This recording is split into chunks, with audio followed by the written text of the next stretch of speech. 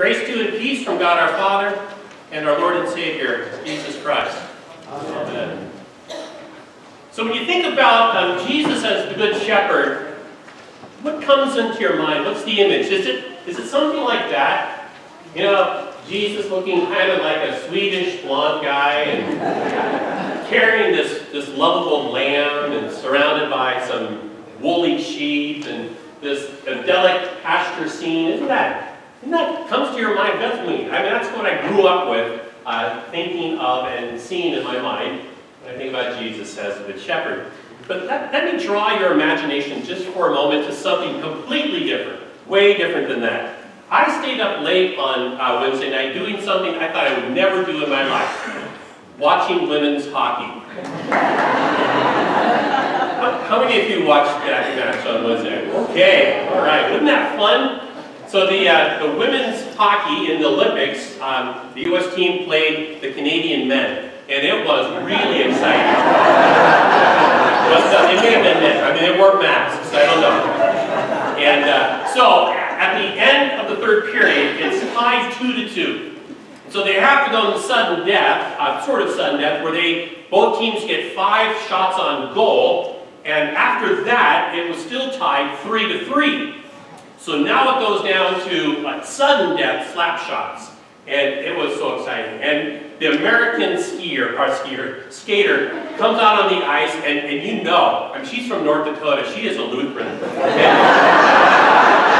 And she puts a move on that goalie that was absolutely fantastic, and she scores a goal. So now U.S. is up 1-0, but now Canada has to have a chance too.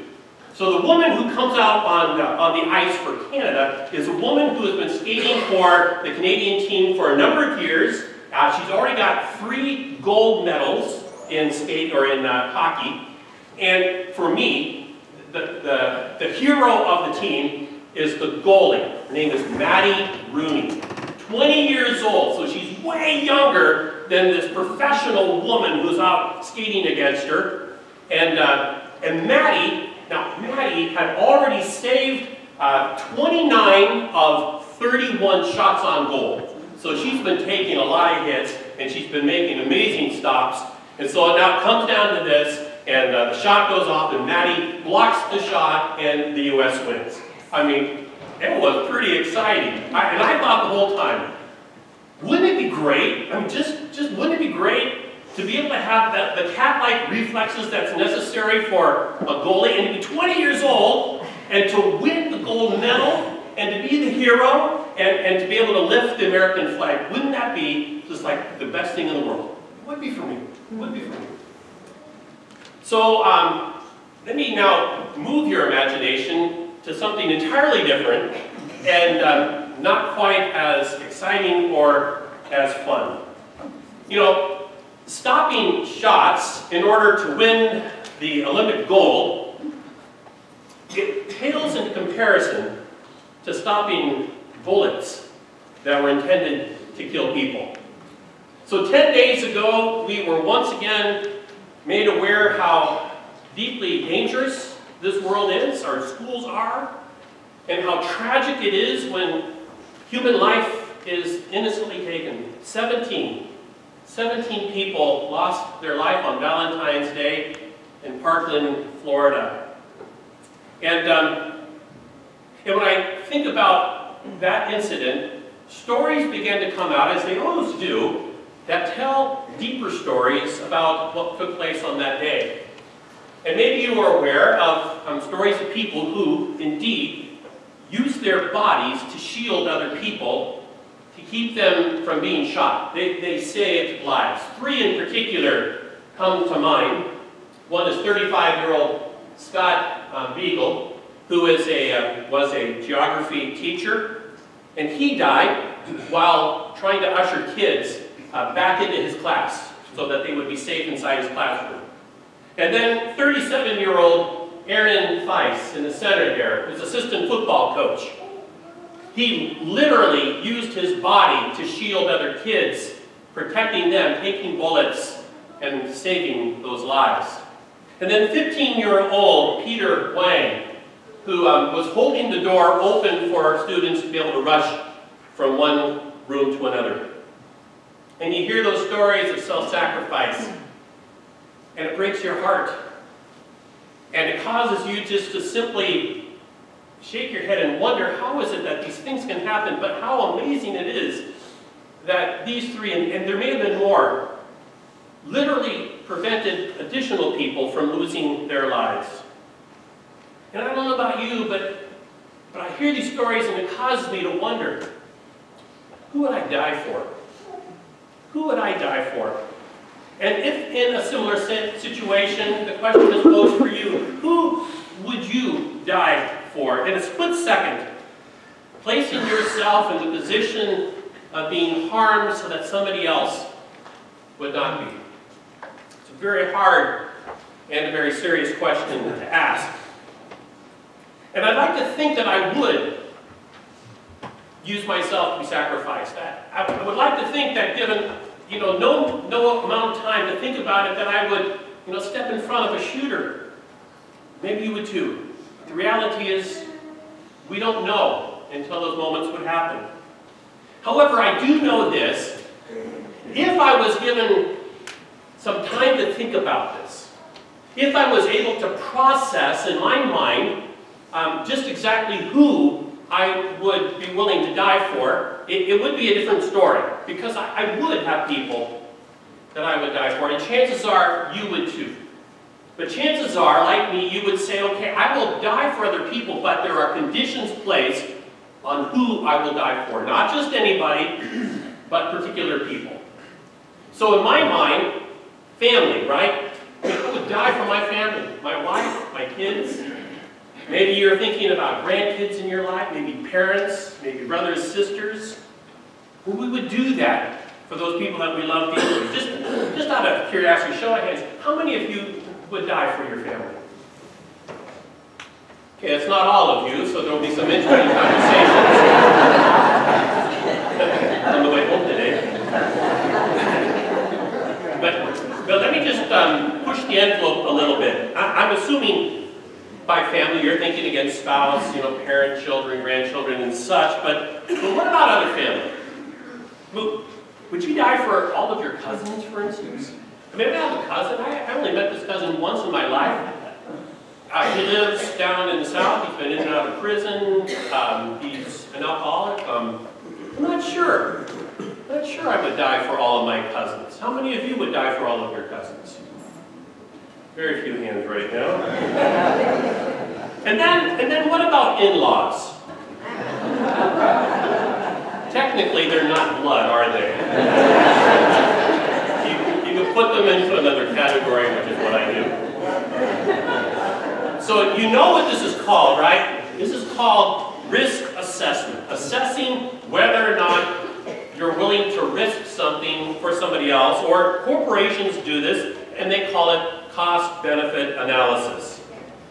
Cost-benefit analysis, which is to say that they calculate whether or not something that they would do would affect the bottom line, and if they don't need to put more money into something in order to further safeguard it, then they're willing to do that. So for instance, you've heard of food companies, for instance, that have been known to let certain products hit the market, even though they haven't been fully tested, and even though they know, it has a chance to make some people sick. But if the percentage of people that might get sick is statistically insignificant, then it's okay to go forward. You've heard those stories. I mean, politicians do this all the time, don't they? They'll make some pretty big decisions based on polls and projected outcome, and they obviously want to be able to get the majority of people behind them, and so if a particular decision comes along that's not necessarily in the best interest of everybody, well, they're going to listen to the majority, because after all, the majority is going to probably elect them to office next time, which means, of course, if you're in the minority, well, tough. And so in a world of risk assessment and cost-benefit analysis, Jesus comes along, and he calls himself the Good Shepherd. And three times, he really hones in on this. He says that he is willing to die for everybody. I mean, everybody. I mean, Jesus doesn't have conditions that he places on whom he is willing to die for. He just flat out says that he will die for his sheep. Now, assuming that you understand that the sheep that he's talking about is you, does it offend you that Jesus would call you sheep? You know, for a long time, we've thought that sheep are rather dumb animals, but evidently, according to animal behaviorists, they're not as dumb as we used to think that they are. They're actually pretty smart animals, but let's face it, they're still animals. And they're not very high on the food chain. I mean, they're a little bit above rabbits, maybe a little above pigs, but maybe a little bit less than household dogs. And, I mean, do you see what I'm saying? Sheep, there aren't any rocket science sheep out there. Sheep are herding animals, and they stick together, and they kind of do things that everyone else does in the herd. And basically all sheep do is, well, eat and poop. And Jesus says that he's the shepherd for all of the sheep. And I suppose that sounds okay if you think about all of those beautiful, cuddly sheep that we saw in that image a few moments ago. But let's be honest, there are some sheep that are kind of ugly. There are some sheep that only a mother sheep would love. I mean, I'm sure that there are sheep that are selfish, and there are sheep that get angry, and there are sheep that are bullies, and there are sheep that gossip, and there are sheep that steal. And I'm sure that there are sheep that, well, say they love the shepherd, but then they fail to go to church on Sunday. And then there are sheep that get baptized into the flock, but then live as if there's no shepherd at all. And in case you're wondering, we're no longer talking about sheep, are we? And this is the center of the issue. Jesus is willing to die for all. Every blessed one of us. Jesus dies for those who think of themselves as good sheep and those not so good. Jesus even drives the point further by saying that there are other sheep not in the fold right now, and he's going to get them. Who are those sheep, by the way? I've often wondered, are they the ones that at one time were in the flock, but then ran off and joined another flock someplace? Are they the ones who, I don't know, wear headdresses and speak in different languages? Are they the ones who forsook religion altogether in order to become successful business people or sports stars? Are they the ones whose sexual identity is outside of the norm? Are they the ones who are incarcerated or institutionalized? And the answer is, of course, yes, all of those. And so many more. And just to make you squirm a little bit, these others are ones that really not a lot of people want in the fold. And I dare say that Jesus, as the Good Shepherd, is going after those who we would describe to be not good people. And you know, Jesus calls himself good, which is a problem because we've reduced that word good to a point where it really doesn't mean much anymore. How are you feeling? Good. What's your day like? Good. What was school like today? Good. Did you like the movie? Good. What do you want to be when you grow up? Good. But when Jesus uses the word good, he is separating himself from everything else that we might think is good. Jesus is good in a way that far exceeds our understanding of what it means to be good. For Jesus to be the Good Shepherd is to say that his goodness is in a whole different realm, using a whole different dictionary to describe. For Jesus to be the Good Shepherd is to say that he is good for all, for every single person who ever was, will be, or is, and he defines what it means to be good by saying that he will die for all. So what are you going to do with that? I mean, you could reject it. Many people have. I mean, how can you stand to believe in a God whose mercy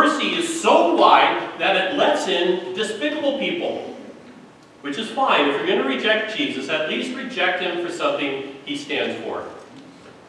Or you could follow him. And I mean, seriously, follow. Like a sheep follows a shepherd. Devoting your life to learning about, watching carefully, reading the scriptures, of discovering who this God is of ours. Having your life shaped by his words, having your attitude shaped by his character. You could say that for one who follows, there is nothing, absolutely nothing more important in the world than who this good shepherd is. A number of years ago, we had this leadership seminar here at Christ Lutheran Church, and we invited in a guy by the name of Richard Kriegbaum as the speaker. And at the time, Richard was the president of Fresno Pacific University. And he said something that really caught my attention. I mean, I've never been able to forget it. Now again, he was speaking to a bunch of people who wanted to learn how to be good leaders. And so what he said, I heard, and then I kind of reversed it in a little ways, okay? So what he said was, never be a leader who doesn't love those they lead. Never be a leader that doesn't love those that they lead. Now, but what I have heard and brought into my life ever since is never follow a leader who doesn't love you. Never follow a leader who doesn't love you. So here's my confession. I do my very best to love Christ Lutheran Church and its many people. I pray for you regularly. If you're in the hospital, I'll come visit you. When we design worship services or ministry events, I have you in mind. But when it comes to dying for you, human nature kicks in and I do a cost-benefit analysis in my brain.